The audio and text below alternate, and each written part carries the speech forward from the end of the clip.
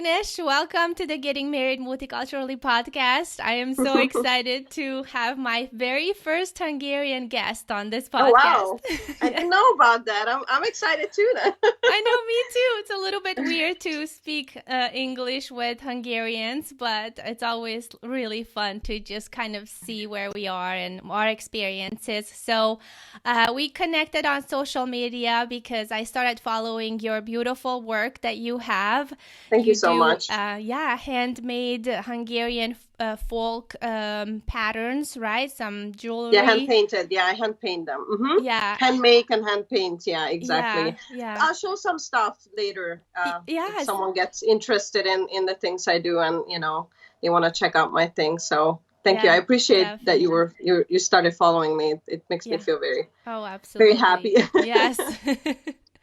So, and then you mentioned to me that you had a blended wedding. Your husband is from China. Well, not from China. He's Chinese. From Hong Kong, yeah. From Hong Kong. Okay, yeah. Yes. So you had a Chinese-Hungarian wedding, and that's when I said that I really would like to have you on a podcast so you can share that with us. And so that's why we're here. But before we get into that, can you tell the listeners a little bit about who you are, where you're from, how did you get where you are now, and a little bit about your husband as well? Sure. So my name is Agnes.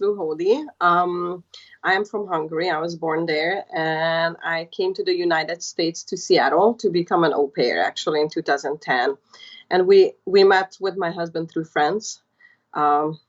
Very, very shortly after my arrival, actually, we went out, and then some of my friends and some of his friends knew each other, and they kind of introduced each other.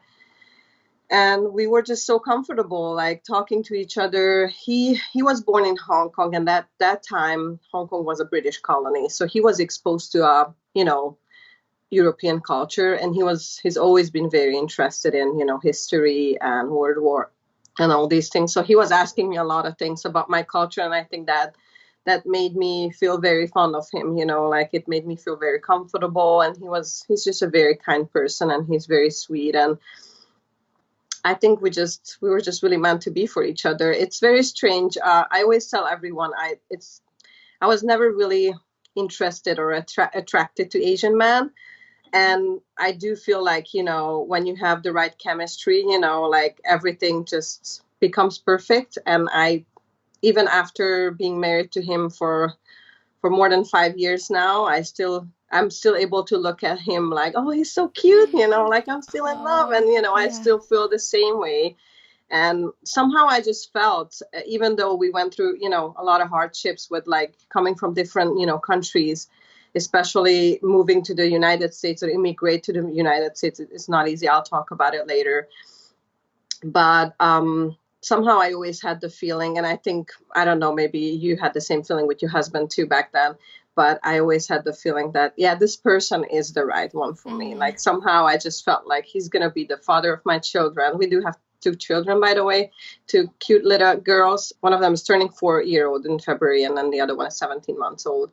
So we're very happy, and we're very, So that's why I tell everyone that, when they feel insecure, everything, I always tell them it will work itself out, because if it was meant to, I know it's such a cliche to say that, but if it was meant to be, it will happen, Like especially you don't have to.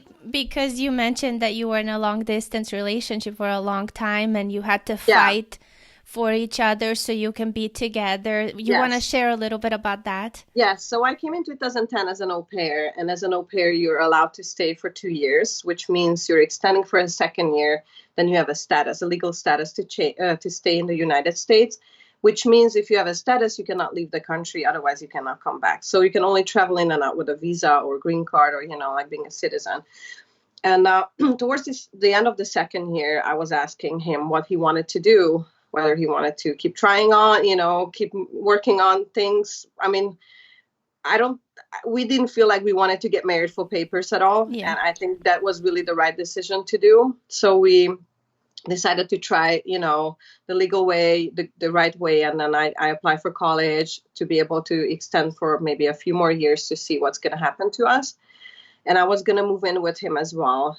And I didn't want to so people say the easy route is to do a status extension or like a status change, which would have been me having the student status, which again wouldn't have allowed me to travel out of the country. Mm-hmm. So I was worried not to be able to visit my parents in case they needed me to be there. So I chose the riskier path, which was going back to Hungary and apply for a visa. And I did, and I got rejected. And I think I still remember the moment that we said he came to me to Hungary. That was the second time of his visit. So my parents already knew him, and they already were very, very fond of him. They love him so much. I was honestly, being like an intercultural couple or like a multicultural couple, I was really worried what my parents would feel about it. You also know Hungarian are not that open-minded. I wouldn't say they're like, I wouldn't say anything negative, but I would say the majority of the Hungarian I know in here, they're also married to Hungarian or at least European people. I don't know why it's like that, but it's not that common. And honestly, it's so uncommon that when we were in Hong Kong visiting my husband's parents, they actually still live there.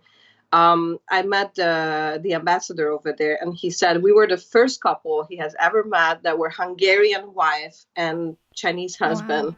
It's usually the other way around. It's more common. Yeah. That's so anyway, so I went back. I chose the harder route, and I got rejected, and we were both very sad. And I think that was kind of like a slap in the face for both of us to realize, like, okay, we don't want to lose each other. We want to keep trying to work on this and see what's going to happen. So we just made an agreement. He started his second master's. We just made an agreement. He's going to focus on his studies. I'm going to start working, and then we're going to keep continuing on, talking to each other and seeing each other and everything. And then he came and he proposed, and that was beautiful. It was really, really special, and I was very excited. And we made a promise for each other that we would try to see each other as often as possible until we get married. And we got married a year later. So he proposed to me in 2013. I left the US in 2012. So he proposed in 2013 summer. And we got married in 2014, June 18th. And we got married in Hungary. And it was a small reception. We chose that way. My husband has a lot of relatives.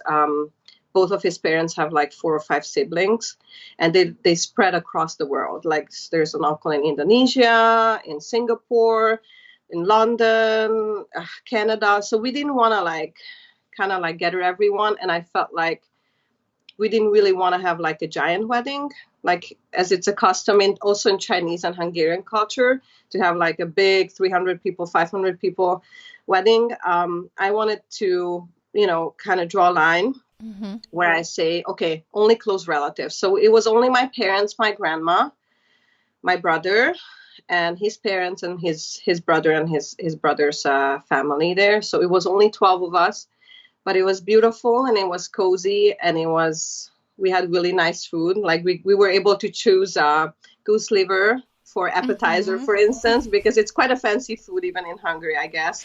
And, we could afford to pay for 12 people, for 12. Yeah. And it was at a beautiful place. We got married in Pécs, which is a very beautiful city in Hungary.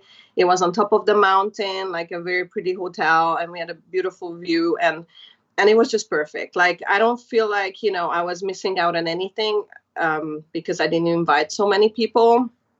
Some of my friends and relatives were kind of grumpy about it, that they couldn't be there. And I did promise them that we didn't really have a church wedding. So I told them that maybe one day when we'll do that, then we will invite everyone. But for now, I think what it was important for us to have the wedding for ourselves, and not, sometimes I feel like, people do the wedding for the other people to please everyone. Oh, you should invite this person and that person. And some people don't even know the guests that they're coming to their wedding. And I didn't want to have that feeling. I wanted to feel, comfortable, and I wanted to feel cozy. And I think we had that. And it was really amazing. And we have a little video on YouTube, actually. I'm going to send you the link if you want to include it. Yes. It's just for us. We just upload it for the family so they can access it easier.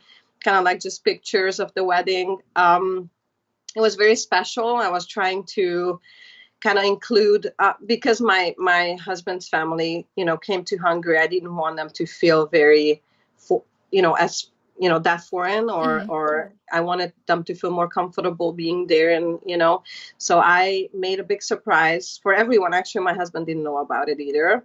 My sister-in-law was nice enough to help me. Few months before the wedding, we flew to Vancouver to meet up. Oh, so you said you guys were still in long distance by then when you were planning the wedding?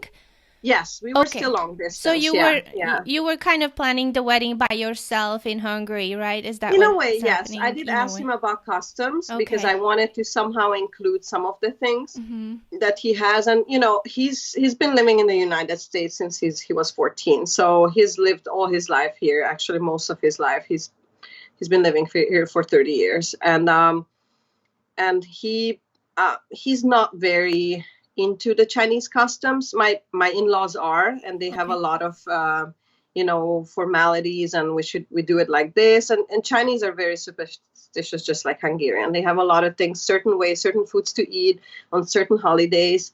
I'm always curious about that, and I always ask them, and I always try to accommodate them, because I feel like it was always important for my grandma to do that, so why wouldn't it be important for them, coming from that culture? So what were you gonna ask? Sorry. So yes, you said that you were planning the wedding, and then you wanted to implement some Chinese culture, and then you asked your sister-in-law's help. So I started asking my husband. I started asking my in-laws what kind of customs do they normally have, because I didn't know anything about Chinese weddings. American weddings, I think we can all see it in the TV mostly, like what kind of things they do, right?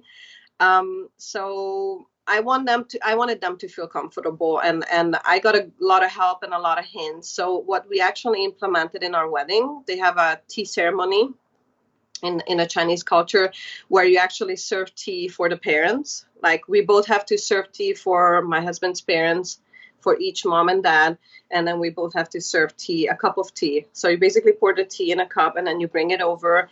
Yeah, so we did the tea ceremony, which is, I think normally, I'm not sure about the original way. I think they do it in the morning before the whole wedding starts.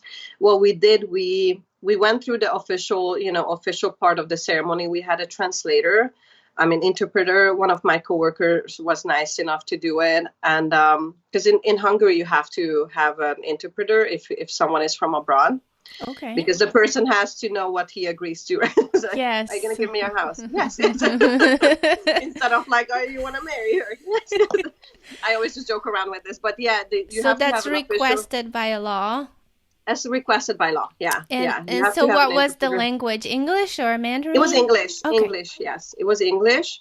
And so we had the official ceremony. And after that, I went and I changed into a Chinese traditional dress, which is called qipao. This is like a red with gold colors, with gold patterns. It's flowers, or it could have like the pattern of the phoenix bird and the dragon. Phoenix bird is the female version, and then the dragon is the male version, and kind of associate. It's like this kind of yin yang kind of sign there, like on it. Mine was just with flowers, with I think it's like probably cherry flowers, like cherry blossoms, I think, on it. So in their culture, the red and the gold colors are very lucky colors. Mm-hmm. And I asked my sister-in-law, like, would it be, could you help me choose a dress? So we went, they dropped us off in the Chinatown of Vancouver, where I was not really familiar with things. So we started looking for a red dress for me, like a traditional dress. And that was when you went to visit him, that was when I went to visit him in Vancouver, and they also drove over because we were very close. They have a daughter, and she was always very fond of me. And so, you guys met in Vancouver because you were not allowed to go to America. Correct. Is that right? Yeah. So once your visa is rejected for any reasons, it's very hard to even visit the country. Yeah, they usually like kind of put like a red flag on you, even though you didn't do anything wrong. But for them, it's like, okay, something happened, I'd rather just don't let her enter anymore. So we didn't want to, we didn't want any trouble for ourselves either. Yeah. So that's why we just agreed. Vancouver is 2 hours away from Seattle. So he just drove up after work, and then we spent a week there. I took a week off from my work too. And yeah, we met there, and I bought the dress over there. He had no idea about it, so it was like a secret project. My brother-in-law and my husband were like, "What are you guys doing? Are you guys trying to buy some Chinese medicine, or what are you trying to do?" And then I just secretly bought the dress. I was hiding it from him, and he had no idea. So I went inside. We had a room in the hotel where we had the wedding, and I went inside and I came out, and I still remember his face Oh. was like, Oh. holy moly, like, he always says that Western women look much more prettier with Asian outfit. Like he always tells me that. More exotic. Yeah, it looks more exotic, exactly. So he was very. My in-laws were very surprised. They also didn't know about it, so they were like, I felt like they felt very very good about it. And I was wearing that dress, and we served the tea in a Hungarian famous porcelain, which is a Zsolnai porcelain. It's from Pécs, actually, from the area where I'm from. So we kind of combined, like everything that was important for us. By the way, And I love that idea. That's like when you find the perfect blending option or way to yeah, blend the two cultures together, like the tea ceremony. It's a Chinese culture, but you served it with the Hungarian in porcelain, Hungarian exactly. porcelain cups. That's amazing. And then the other one that you mentioned about the red dress, that just Hmm. reminds me of the red dress that Hungarians would wear after midnight. Can you talk a little bit about Exactly. that So that tradition? was another idea of me having I thought when I realized, I was like, this is gonna be awesome, because normally in Hungarian customs, when you get married after midnight, the newlywed couple changes outfit and the woman should wear something red. I don't know do you know what's the importance about that? Why red, or I what is don't know. the I don't know the reason of the red, but I know that they do that after midnight because after midnight is when you after become getting a married, basically, wife, a when you're already. woman, you know? Exactly, yeah. Interesting. Yeah, I don't know the meaning either, but I did have a white dress before, during the official ceremony, Mm-hmm. and then I changed when we were already signing the papers and we got already married. We that So I had the red dress on, and I also, just like it came across your mind, that was my idea too. So we partied in that dress. And yeah, that was one of the. I thought it's so funny that red is so important for Hungarian too, and then I felt like, okay, this is gonna be perfect like that, yeah. And then my mother-in-law also gave me, I think it's also a Chinese tradition to give like some gold, like a golden necklace or something. So she gave it to me. I also have a photo where she's putting it on me. So Mm-hmm. she gave me like a golden medal, which had it's beautiful actually.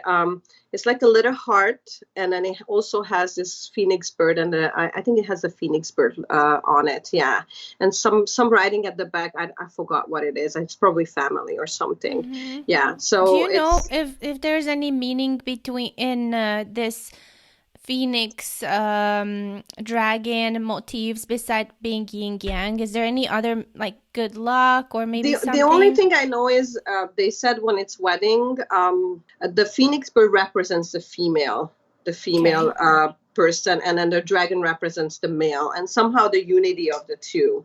So if you ever see a dress where there's like a phoenix bird, and then like kind of like curling up onto each other, and then a dragon, that's what kind of it represents. But what exactly it means, I don't know. I can ask my father-in-law. He's Okay. also aware of all the things. Yeah, he's Oh. very knowledge about all the customs and everything, all the old traditions. Uh-huh. I can ask him Okay. definitely. How did they go all around this relationship and then the wedding, the marriage? How did they I think interpreted all of that? I think they took it a little bit slower. Mm-hmm. My brother-in-law married a Chinese woman. She's Okay. from Hong Kong too. She was also raised in here in the United States, but of course she's more aware of everything that needs to happen customs wise. It took them a while to wanted to get to know me, and I don't think they ever had a problem with me. I mean, we do have cultural differences. I cannot deny that, and especially now we have kids. How to raise, how to feed a child. My mother-in-law would take photos of me giving like raw pepper for my child, and she would like take photos and send it to her friends, like she's feeding her raw food. Like they don't eat raw vegetables. They always stir fry a Interesting. little bit. Yeah, in Oh. their culture, they don't do that, and it's very strange for her. And I last year I felt the first time that when she was here for my younger one's first birthday, that she wanted to actually get to know why I'm eating and what. Like, I think in Hong Kong it's also getting more popular to implement Western food, Although my in-laws are very traditional, we just came back from Hong Kong, and really all they want to eat is Chinese food. But my mother-in-law was willing to try things that I was cooking, and she did ask me whether she could try. So she was very curious. And honestly, my in-laws, they travel a lot. So they've been all over Europe. They've been to Hungary actually too previously, before I even met my husband. So they're very open-minded about other cultures, but they're still very traditional, the way they think. And yeah, just some of the things, and the way we kind of like, I think we try to solve this misunderstanding that we usually have. It's somehow my mother-in-law, even though she speaks in English, she would just say in Cantonese to my husband, and my husband just wouldn't say anything to me because he doesn't want me to get upset or, feel like, okay, I'm not doing something right. So we just kind of find a way to like, okay, she can also say her opinion, but it doesn't have to hit me hard or anything. And they're sweet people. I love them. And, they have always good intentions, and I know they only want the best for my kids, and even though I do things differently and they would do things differently, they're just very sweet. I'm very lucky to have them as my in-laws, and I know a lot of people don't get along with their in-laws. My mother-in-law, she's one of my biggest fans with my jewelries, to be honest with you. She loves everything I do and admires it, and yeah, they're great people. They're amazing people. I feel like it takes a little bit longer usually for family members, especially parents, to adjust to this and to kind of like have to adopt and take that culture in. Like now Hungarian culture is going to be part of our family forever, and that's just a little bit hard to right? And honestly, they were so sweet. We were there for Christmas, and I did tell them that in Hungary, the 24th is a very important day, which we actually have all the family will stay in the house, and they will open the gifts and everything. And we were going to go to some relatives, and I specifically requested not to go on the 24th, and they all accommodated it, and we were all there opening the Christmas gift after dinner. Everyone went into the room. So it was also like a mix of cultures, kind of like to celebrate Christmas, and they always try to make me feel more comfortable, and my father-in-law is always very good at explaining to me. Like, he knows I'm always very curious about everything, so if something happens, he would just come next to me, and he's like this like tour guide person, like always whispering to my ears, oh, we do it like this, and that's why we do it like that, and that was this ancient story, and he would tell me everything. Wow. And he's very sweet. So they're really amazing people. Yeah, they really are. Yeah. And it's probably helps that they are, that you guys are in long distance, sort of say, that they're not in the same town, because there's that healthy relationship of having special days, but not every day, because then it would. I think so. Be I more think you're intense. right about that. Yeah, I think you're right about that. And also, for my husband, we're a very interesting combination. If you think I always say, we came from the two different parts of the world, which is like, Hong Kong and Hungary is almost the same distance from Seattle, and we met in the middle. Interesting. Like a mirror. We were like mirrored in the middle. And my in-laws are, even though they live in Hong Kong and they're more into the Chinese customs, I think they're aware that their kids don't live in Hong Kong anymore. So my husband he's very Americanized. And I think, and I always say that, and I always feel that, I think the reason why we kind of became so close and found each other so well is because it's a combination of Western and Asian culture. Chinese are very family oriented, just like Hungarian, but there are also a lot of open-minded things about communication, and everything, just like Western people do it. So I felt like the reason, if he would have been just a plain Asian guy from China, maybe we wouldn't have gotten along. If he would have been someone just from America, maybe it would have been also tough, because we Hungarian, we're so family oriented. And, I'm not saying, American are not, but it's so different. Like, we have a lot of very similar customs to Chinese, interestingly, and habits and things that we do. And my husband is always very surprised by that. And, at the end of the day, they always say that Hungarian, the Huns, they came from Asia, actually. So we do have a lot of connections with them. Yeah. So I think it's a perfect combination, and that's why it's so easy. It's not easy, not always easy, but yeah, it was easy for us to get close to each other. Yeah, that is so interesting because I heard that from other couples too, that when you would think that the cultures are so different from certain countries, but then you realize that actually There's so the many deep similarities. roots, yeah, the family connections and communication, and those are just really just the same. Yeah. The only major differences are maybe food or how you're dressing or some superstitions that And you some said. customs, yeah, and some Yeah. customs could be different, yeah. But just like the way Hungarian have to have respect for elderly people, it's always there in the Asian culture too. So so things like, yeah, there are a lot of similarities, and I like to discover what they have, and some of the things I'm comfortable with, and I feel like, oh, this is so awesome, I want to implement it. It will be Chinese New Year, and we will celebrate in in our own way too. We will go to Chinatown, probably see the lion dance. I want my kids to, and my husband always says that, oh, they're so lucky, they're like, they have three cultures basically, in their hands, and they're going to be able to live anywhere. They can move to Asia if they want, they can move to Europe if they want, they can stay in here, because they were born here. So I like the idea of them having all this mixture, and I think it's amazing. Yeah, it's good. It's good that the world is so open-minded now. Oh, that yeah, it's so much easier for them, for our children now than it used to be for us. Do you want to talk a little bit about language? If you have some advice or comments about that, even your children, your in-laws, or.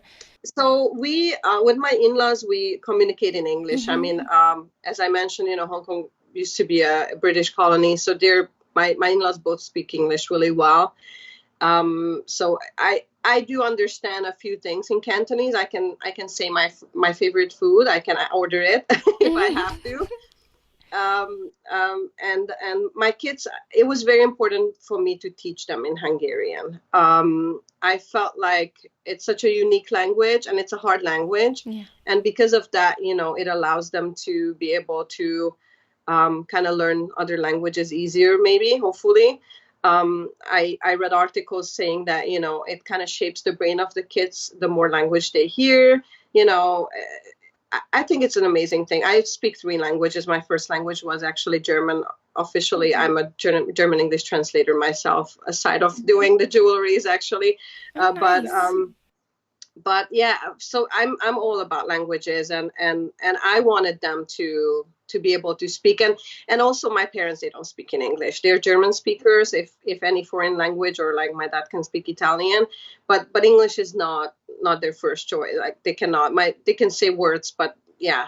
And it's interesting how they actually are able to communicate with my husband. They find a way. They just find a way. Yeah. Even I don't have to always say, if it's like a serious topic, of course I have to stay there and then try to help. But otherwise, they can figure it out with my mom, like, what does he want for breakfast, when we're there and stuff. Like, they're very cute, actually. And so anyway, I wanted to teach my kids. So my daughter, my 4-year-old, she's absolutely bilingual. She speaks beautifully in Hungarian. I'm very, very proud of her. And everyone is always saying that when we go visit, that, wow, they're always very amazed and surprised. And I'm very strict about only talking to her in Hungarian, actually. So I tried, and I did tell my husband at the beginning, interestingly, when she started speaking, and, at the age of like whatever, 1.5 she was, when she started pretty early. She was really good, always very good with languages. She actually was using 3 languages mixed. So she picked each word of each language. Like, she was actually using Cantonese as well, because at that time my husband was still willing to speak more Cantonese to her. He's so Americanized that he would switch to English right away. And I really have to always remind him to keep speaking in Cantonese. I said Mandarin. Was I wrong? They don't speak Mandarin? Is it Cantonese? It's an official language over there too. It's in mainland China mostly. Yeah, their dialect is Cantonese. Yeah, if you hear the 2 languages, you can differentiate them. It sounds very different actually from Mandarin. Cantonese, and Cantonese is way harder. So it has 7 tones, and Mandarin has, I think, 4 tones or something like that. Way harder. But yeah, anyway, so his native language is Cantonese. Or was Cantonese. I don't know. I feel like a lot of topics he's more comfortable in English too. And anyway, yeah. So at first, and they do know words, and I did learn words of, animal names and all these things while he was trying to teach them or read for them or Mm-hmm. anything. But I would say they're bilingual. They're not trilingual, unfortunately, as not yet. And I completely understand your husband because I've been here 11 years, and for me it was kind of that same mark, like when mhm. my oldest daughter was around 4 or 5 years old. Until then, it was just all Hungarian from me. But then something just happened. Like I got more comfortable with English, and then my husband was always home, and then it Mhm. was easier for us to just use English. And now I wish I would have just stuck with Hungarian, you know? It's hard, and I think at that age they get more comfortable with English too. The more they Yeah. speak to their friends, and the more they go to school, the less they have the option to talk to you. So I already started feeling like maybe a year ago when she started preschool that she was trying to switch to English. And actually, she's so smart. She even asked me once, how come you cannot talk to me in English, but you can talk to dad in English? Yeah. Like, and I'm Oh, like, that is. oh well, what should I say, right? And I'm Yeah. like, and I always also have to I always have to remind her to talk to her sister in Hungarian. I always Yep, tell her, and that's the other. she would ask me why, but why do I have to? And I'm like, well, you just talk to your sister in Hungarian. It's gonna Yeah. be your secret language one day. Yes. So I say the same thing, and it's so hard to make them understand why, but I always tell her, when you grow up, you will you understand will why. understand. Yeah, Yeah. yeah, exactly. But for us, we speak to my grandma. My grandma's 85, turning 85 this year. So she was super cute. She bought an iPad just so we could actually talk to each other. Oh, She has internet in her house, and she's like, nice. she doesn't know how to do anything but kind of calling us through Viber. And we talk to her. She wants to see the girls all the time, and we talk to my mom. So we do.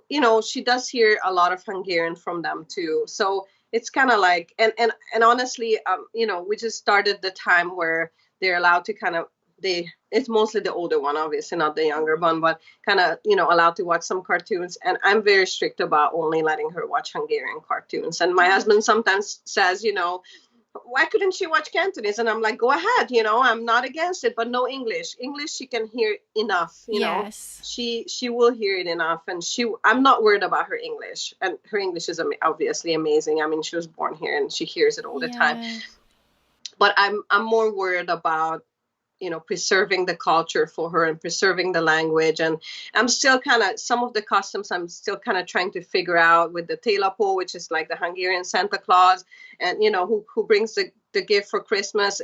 I want to establish something that is also a combination of the cultures. Yeah. I'm still working on it, still trying to figure out, okay, what's going to happen. But yeah, and honestly, every time we go to Hungary, the only thing that I always ask everyone or anyone to buy for us is books, books, books, books. Yes. And we do have like a shelf of Hungarian books, and we do have a shelf of English books. And she knows she can only choose from the Hungarian shelf for me to read, because I'm not reading English book for her. Or if it's a short book, then I quickly just interpret, all the words Yeah, that are I in do there. the same thing. But if it's a complicated one, I'm like, well, I cannot really read this for you. It will not sound very good. It would just not be fun to listen to. So yeah, yeah. I love that. Yeah, it's important for me that they will know the language, the culture, and honestly, we're also planning to even buy a place over there and just like have them have the option to go summertime and spend, even if just the two girls and me. My husband has this big vision, like, oh, you girls just go have fun, like Oh, summertime in that's Hungary. Peach is beautiful, there's a lot of things over there, a lot of festivals and everything. And he goes like, you guys will have a lot of fun. The girls can keep the Hungarian. So he's very supportive, and that's amazing. And he that is also so tries to yeah. speak a lot of Hungarian. I always have Oh. to tell him like, no, they're gonna speak with an accent. Stop it. Like I have to always stop him. But he's cute. He knows a lot of words. He actually understands a lot now too. But yeah, and that's also very funny. Sometimes my older one acts like an interpreter between my mom and my dad. Like my dad would tell, not my dad, her dad, sorry. So my husband would tell her, like, hey, can you tell grandma, can you tell Nagy mama, how to, what I want to say? And then she would say it in Hungarian. So he's already using her skills for that. Yeah. It's good. She It's got good. that Yeah. from you, probably. If you, that's Could be. Yeah. And my mom, honestly, my mom is very good with languages. She used to be a Russian teacher, and she just learned German herself, and she's been teaching for, wow. I don't know how many years, for probably 20 something years, German. She's a high school teacher, and I'm very proud of him. She's amazing. Wow. Yeah. They say that's genetic to have a sense of language Yeah. learning. You know, it must be. It could be because my brother, he's not that fond of languages. Uh-huh. Yeah, sorry, my husband was calling me. I think he Oh, wants to know what's going on. okay. Yes, we Um, need to wrap up, but this is so yeah, much fun. so many things to talk about, right? Maybe let me just ask you one more question before we Go. wrap up. Is Yeah. maybe the listeners will wonder that if your visa got rejected, how did you ended up in America now? So, so what happened is, we started a long distance relationship, and You he got came and married in Hungary. he came to Hungary to visit me, and he proposed to me, and we got married a year after that, which was in 2014 June, and we submitted all the documents, me being allowed to come back as his wife. And that procedure took almost a year as well. So I finally entered back the United States in 2015 May, and we were very keen on having kids already by then. So we tried, and by our first wedding anniversary, I had the positive test, and I was pregnant with my older one, which was in 2014 June 18th. Sorry, 2015 June 18, because we were married in 2014. Yeah, so 2015 June 18, we had our positive test, and we That's couldn't be so good. happier Yeah. to become parents. And since then, I became a citizen already. So Yeah. we're all citizens. We're all traveling with the blue That's passport makes now. it easier, Um, right? makes it Yeah. easier. Yeah. Although my husband also has a British passport, so sometimes when we travel to Europe, he just brings it, Oh, with okay. him in case he needs it or something. But yeah, it makes it easier. And the girls are also Hungarian citizens as well. I took care of the documents for them. By birth, they are allowed to have, through their mom. The Hong Kong citizenship, I would love them to have it, but it's a little more complicated. They have to live there, and also the UK citizenship as well. It would be harder for them to get, but yeah, but they're American and Hungarian, and yeah, so yeah, that's pretty much about me. And right now, so since I got pregnant right away, I kind of gave up my career. I didn't go back to work, so I just became a stay-at-home. And I was very sick with my first pregnancy. I was just like, the first 8 months, I was pretty much throwing up.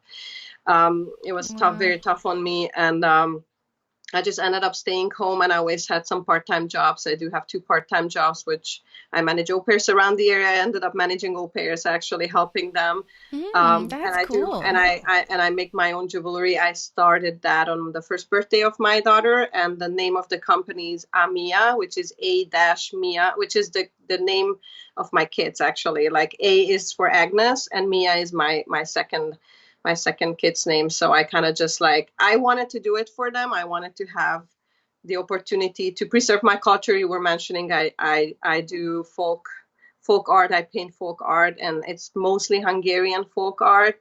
And yeah, I just wanted to do that as something relaxing. That's something I can do while being at home with them. In Hungary, it's custom to kind of stay at home with your kids and raise them until they go to preschool. Mm-hmm. So I do plan to do that with my second one too, and up until, I don't know, 2.5 probably. And I'm hoping that the business will grow by Yeah. then, by the time she goes, and then I will be able to do it full time. Yeah. So Yes. just taking it slowly. Yeah. Yeah. Yeah, I can completely relate to that. I love art and I love to stay home with my kids and, do my passion and yeah, have a husband who supports that, right? Yeah, he's super supportive. Yeah, I have to say Yeah. that he's an amazing husband, and he's an amazing father. And my mom always says, and that's, about me being so far away. I think the most painful it became is when they had the grandchildren. Mm. But she always says that she's very, very happy that I chose so well, that I chose such a great husband. And for her, the most important thing is that I'm happy and I'm being treated really well. And that kind of eases the pain of me being so far away from her. Yeah, I wonder if that's a Hungarian thing, because my mom said exactly the same thing. That's That good. even the pain of me being so far, that I'm happy, that's all that matters for her. And I hope that's how I'm gonna feel when my daughters go away, who Yeah. knows where. Exactly. I think we should be even more aware, because I think now the word is like, even, like being so open-minded about all these, Yeah. everyone moving around. And I think we're definitely going to have to be parents like that. And I hope we're Yes. going to be able to feel this way and be able to support our own children when it's their time to, need our help with grandchildren or anything. I feel very grateful that my parents are that open-minded too, that they accept it. And honestly, they take my husband's side over anything. Like they would take his side over mine, and I'm so pissed, sometimes. But deep inside, I feel very grateful that they love him so much, and they and my brother too. They're like best buds. They're so bad together. God, they Oh, always cause trouble that's together. amazing. That's so Yeah, good. and I'm so, yeah. My husband calls my mom Anya, Anyun. He always says Oh. Anyun. Yeah, he always says Anyun. So he calls my mom in Hungarian, and they love each other a lot, and yeah. When he sends you to Hungary, he knows you're in good hands, and that's why He always probably comes with us too. Actually, Uh-huh. he even if for a week he could just only break away for a week, he will always come too. He likes to be there, and honestly, the other day he actually even brought up we should actually maybe retire in Hungary, because he likes to be there. He loves the food. Interestingly, he's not that much into Chinese food. Like, he never really asked us to go, and he loves me cooking, guyash lavash, which is goulash soup, and he loves my mom's fried chicken, and yeah, he loves it. He's very comfortable there. He always says maybe in his previous life he was someone from Europe, because he's just so comfortable with everything. Yeah, That's he good. loves it. Yeah, That's good, because I heard some wives would have to cook 2 dinners because the husband wouldn't like their cultural food. Yeah, I'm lucky that Not way with us. too. No, Yeah, not with us. no way. Thank God. Yeah, no, I wouldn't even have the time or after, like the energy to do that at all. Yeah. But yeah, I feel very grateful, really. Like, there's just some days I always just like, I just kind of sink into my thoughts, and I'm like, I'm so happy, I'm like, we have our own challenges and like hardships and everything, but all in all, I feel very lucky to have him, and very lucky to have 2 beautiful, healthy kids, and I even though agree with you. we went through all the hardships of being separated, and for actually 2.5 years we were in long distance relationship, and it was very, very, very painful, like so much pain, and even now I think about it, it kind of like gives me that heartache, that physical heartache of, oh gosh, I don't want to go through that again, but it made us stronger, that there's that, saying, what doesn't kill you makes you stronger, right? Like, it made us stronger, and made us, be even more relying onto each other, and just have a better connection and better communication and everything. And, we were really meant to be. Really meant to be. Yeah, that's definitely true. It will help you, the relationship, to appreciate it and have that deeper connection. Definitely. So, Agnes, do you want to maybe share with the listeners little contact information where they can find you if they want to ask some questions? Sure. I have an Instagram page if anyone wants to see my artworks. I call them artworks because I paint them, and they're super tiny things. I want to show a few things you can see how small they are. Like, they're super small, and I hand paint them, and just very tiny details. I make videos too. That's an earring, yeah. Okay. I make earrings and hairpins and bangles, yeah. So this is a hairpin. This is a forget-me-not, yeah. And it's beautiful. So the company's name is A-Mia, as you can say. So on Instagram, I can be found as A-Mia.Handcrafted. I'm sure you're gonna share it on the on like in the info part, yeah. And check out my stuff, and if you have any questions, any difficulties, any like emotional challenge, don't hesitate to write me. I went through a lot, along the way too, and I'm more than happy to answer any questions further if anyone is interested in knowing anything else. Yes. You have a website too? I do. It's Okay. www.a-mia.com. Yeah. Okay. Okay. Yeah. But Yes. it's, you can also find it in my bio in on my Instagram page. So yeah, you can also check out my stuff over there. And I just recently had like an art show in New York where my stuff were very popular. I'm very happy. I may actually go back again. And yeah, it's That's exciting. It's amazing. exciting to kind of slowly take my baby steps and build the empire, hopefully. Yes. Yes. Love that. Yeah. Okay. I hope Thank you that. so much for the opportunity. And Oh, I'm very definitely. happy that you were, interested in asking me and everything.